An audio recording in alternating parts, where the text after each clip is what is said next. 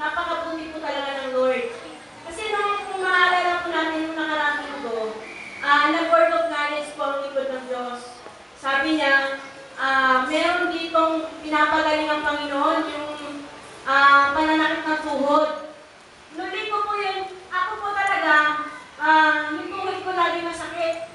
Kahit po, halimbawa, nakasakay ako sa jeep, pagbababa ako parang hindi ako makatayo.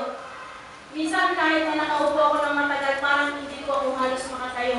Sobrang masakit po talaga yung tuhod ko. Kaya minsan, pag nakatayo ako dyan, nakasandig ako sa pader kasi talaga masakit ang tuhod ko.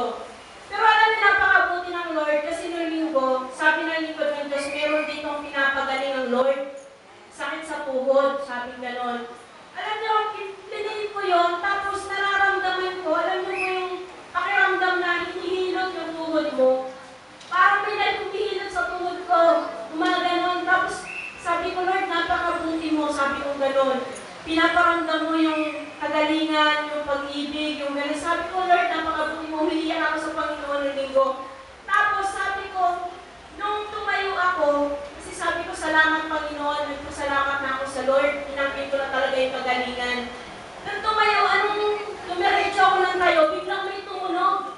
Naglakatit talaga yung tuhod ko, sabi ko, purihin ang Panginoon, talagang pinagaling ako ng Lord. Alam niyo, nung ginagaling-galing ko yung tuhod ko, dati hindi ko maganyan-ganyan yan eh. Pero ngayon, purihin ang Diyos talagang, kahit na akyat panahon sa hagda sa amin, dito, alam na napakabuti ng Panginoon. Kaya sa Diyos naman po ang kapurihan, na tunay na nagpapagaling ng lahat ng Panginoon.